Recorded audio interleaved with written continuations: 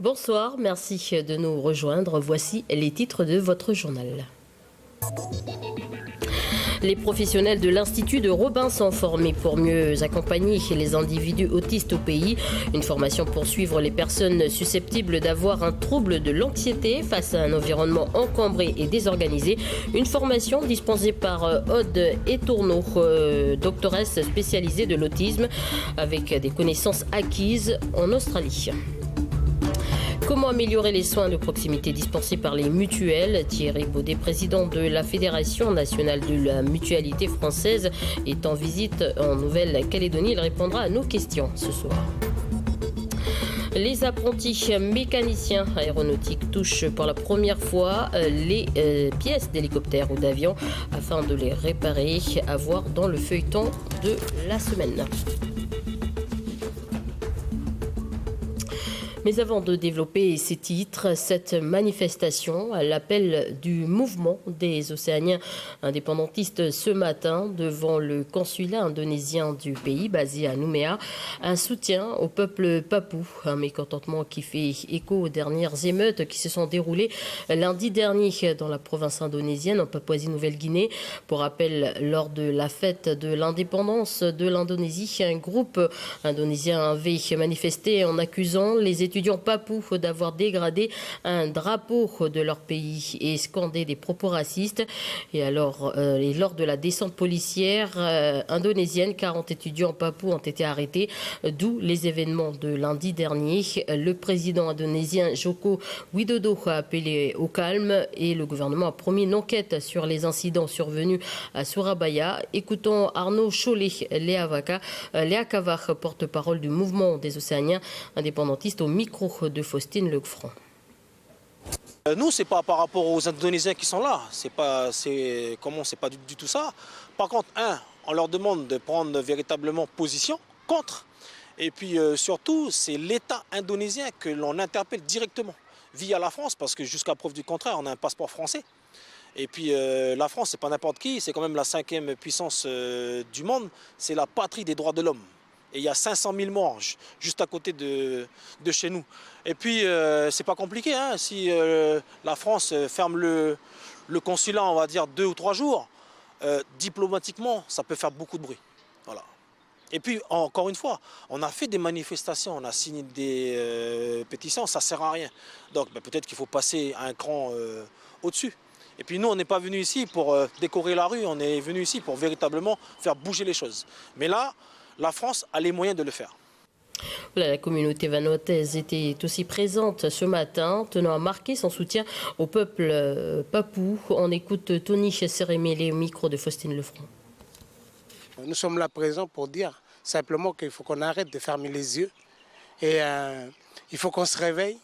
Et si nous, on était à leur situation où on vient, on s'accapare de nos terres et on nous massacre, qu'est-ce qu'on va faire? On va rester là à se faire massacrer maintenant? Non, on va réagir.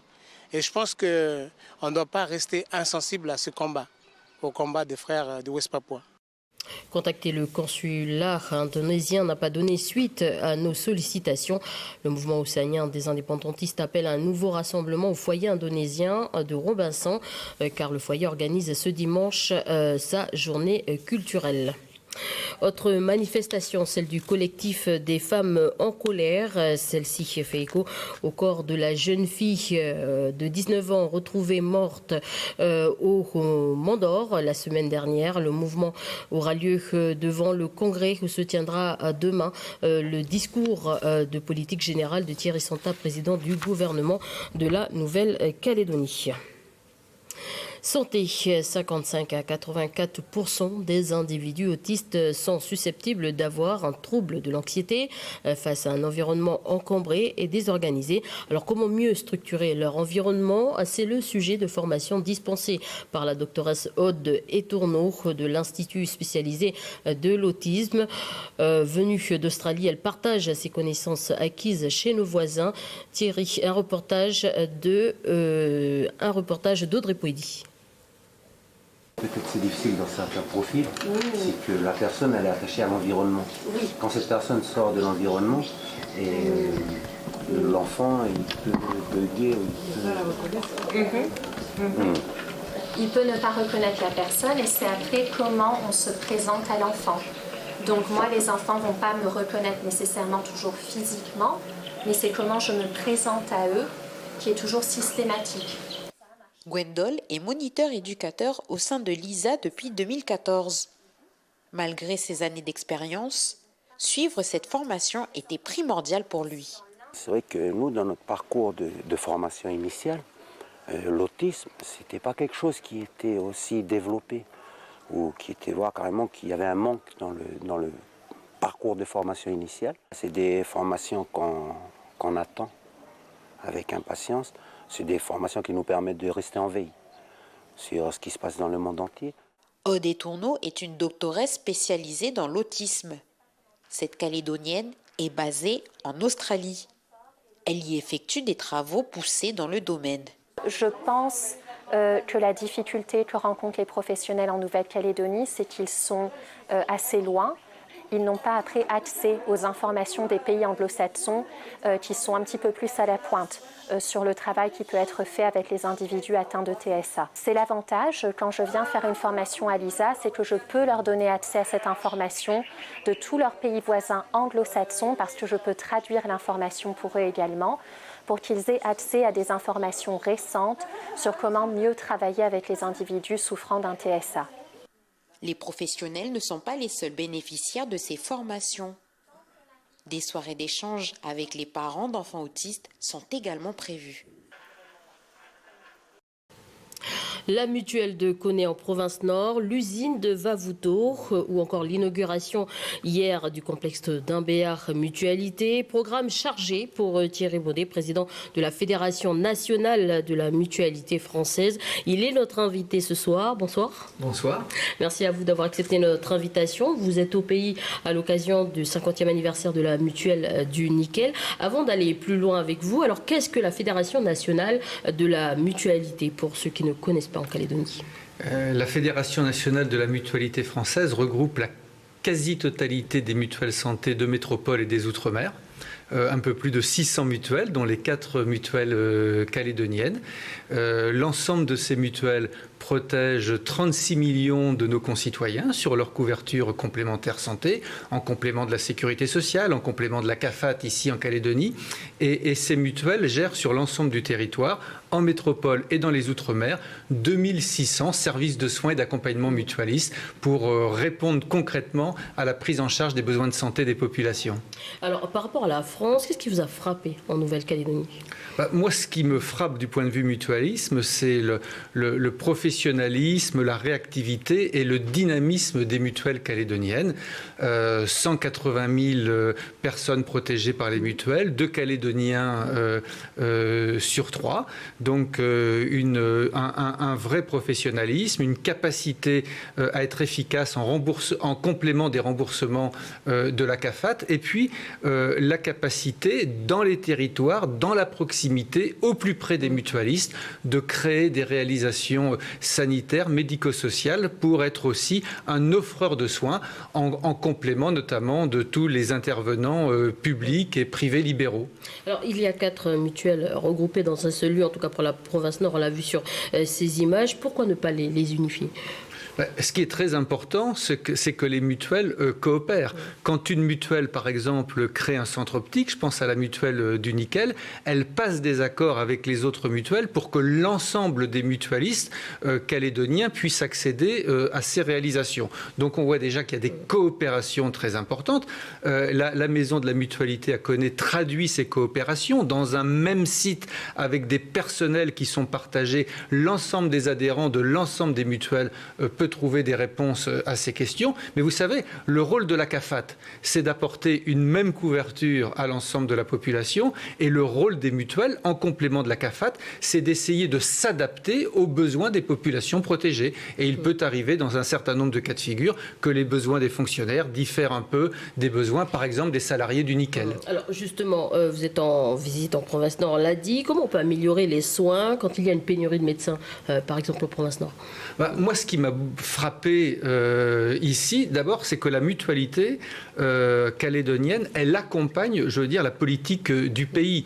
La maison de la mutualité à Koné a été créée en 2012, en même temps que la création de l'usine du Nord. Ça montre que les mutualistes s'inscrivent dans les politiques publiques, dans les politiques du pays et veulent apporter leur pierre, leur contribution au rééquilibrage du territoire. Donc ça, c'est le premier élément qui est très important. Et puis le deuxième élément, et d'ailleurs les mutualistes le savent bien, tous ceux qui fréquentent les réalisations mutualistes, notamment ici à Koné, mesurent la qualité des équipements et de l'environnement qui est proposé aux professionnels de santé. On a des centres dentaires avec des fauteuils dentaires de dernière génération, on a un centre ophtalmologique avec des équipements de dernière génération, et c'est probablement en période de pénurie de professionnels de santé, c'est probablement en offrant aux professionnels de santé des conditions d'exercice tout à fait remarquables qu'on pourra essayer de les attirer, de les fidéliser. D'accord, j'ai compris qu'il y a du bon matériel, sauf que les listes d'attente s'allongent. Il faut prendre des rendez-vous 2-3 mois à l'avance. Comment on peut développer un service qui pourrait justement améliorer le service pour les Calédoniens ? Le pays est en train de se construire, la mutualité est en train de construire son propre développement. Vous savez, quand on est entrepreneur, il faut être très pratique et très pragmatique. Depuis 2012, ici, à Koné, à la maison de la mutualité, a été ouvert un centre d'ophtalmologie. Même s'il y a des rotations d'ophtalmologues importantes, depuis 2012, il n'y a jamais eu de rupture de service. Je sais que parfois, dans la province du Nord, un certain nombre de dispensaires ont été fermés faute de professionnels de santé. Les mutualistes cherchent des solutions et surtout trouvent des solutions pour maintenir la continuité du service. Ça, c'était, j'allais dire, le premier objectif qu'il fallait réaliser. Les mutualistes y parviennent et progressivement, naturellement, ils vont s'attacher à étendre l'offre pour répondre aux besoins de la population qui sont des besoins importants. Alors, une dernière question. Vendredi aura lieu un forum. Vous êtes d'ailleurs l'invité fil rouge, un forum sur le modèle entrepreneurial mutualiste. Qu'attendez-vous de ce forum ? Alors, c'est un forum important pour la mutuelle du Nickel parce que c'est un des événements qu'a décidé d'organiser la mutuelle du Nickel pour fêter son 50e anniversaire. Ce que nous allons démontrer, c'est que la mutualité, à travers les valeurs qui sont les siennes, les valeurs de solidarité, les valeurs de fraternité, les valeurs d'entraide. C'est un modèle d'entreprendre qui est tout à fait moderne, qui est tout à fait pertinent, qui est tout à fait dynamique. La non-lucrativité, le désintéressement est au cœur du modèle d'entreprendre mutualiste. Donc moi, j'évoquerai les spécificités du modèle mutualiste et mes amis des mutuelles calédoniennes montreront comment au quotidien, dans le concret, il concrétise ces valeurs au bénéfice et au service de la population. Thierry Baudet, président de la Fédération nationale de la mutualité française, merci d'avoir accepté notre invitation. Merci. Encore 4 jours de vacances pour nos enfants. Ceux de la colonie de vacances de la tribu de Gamaï à Boapanou, Calagomène, ont un défi, celui de fabriquer un gâteau au feu de bois. Tout cela sous l'œil avisé de Charlotte Boinémois, directrice du centre. Natacha Ougui. En fait, la marmite avec le sable dedans, il remplace le fourneau. Donc c'est ça qui va faire qu'il va garder la chaleur pour pouvoir cuire le gâteau. Encore un petit peu, puis ça va être bon. Dès que c'est bon, on se dirige là-haut, on va faire le feu. Et ben voilà un bon feu. Là déjà, ailleurs, on peut mettre la marmite. Comme ça, ça commence à chauffer. Ne vous brûlez pas, hein. À tour de rôle, vous poussez le bois. Hein. Vous êtes ici.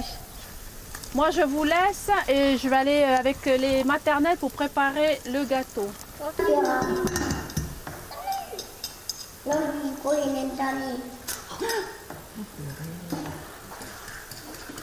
Allez, il faut bien battre jusqu'à ce que ça blanchisse dans les jaunes. Et nous sommes en préparation d'un gâteau à l'ananas. Recette revisitée par l'équipe des Diabolos. C'est quoi le cri des Diabolos? Il n'y a pas de Diabolo, il n'y a pas de cri. Pas mal. Non. Attends, pas mélanger, j'ai étalé. Le thème, c'est vrai qu'on cherche le rapport entre faire une recette de gâteau et l'arbre généalogique. L'arbre généalogique, ça touche les enfants parce que c'est eux qu'on met en avant. Donc eux sont au cœur de l'arbre généalogique. Alors, faire un gâteau, c'est pareil. Sauf que là, ce qu'on leur donne en plus, c'est un gâteau qui est... La préparation, elle reste la même. Par contre, il est cuit au feu de bois. Et ça, c'est un plus, c'est pour dire que les enfants, ils ont la possibilité, eux aussi, de faire des gâteaux comme les grands. Donc, c'est toujours responsabiliser, c'est mettre l'enfant au cœur des activités pour leur dire, ils sont capables de faire un gâteau. Donc, voilà le lien qu'on a fait en transmettant le savoir-faire du gâteau, de l'art culinaire. Allez, venez l'équipe Diabolo, on va aller mettre notre gâteau. Hop, donc là, il va cuire avec la chaleur de la marmite. Vas-y, tu peux refermer. Et là, on va tirer le bois et laisser que la braise. On tire. Bon, allez, c'est cuit. Du coup, on va emmener vers là-bas.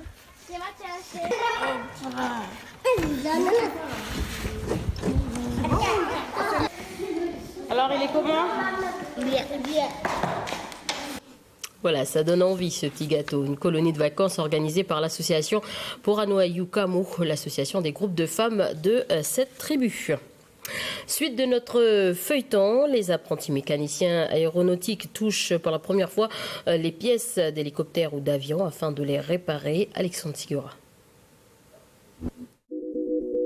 Bon, aujourd'hui, démontage. Donc, ce qu'on a vu la semaine dernière sur les règles de l'art avec l'utilisation de vos outillage, aujourd'hui, on va l'appliquer. Alors Nelson, tu as trouvé des impacts sur la panne? Oui, quelques-unes. Il y en a en gros 5, plus des petites...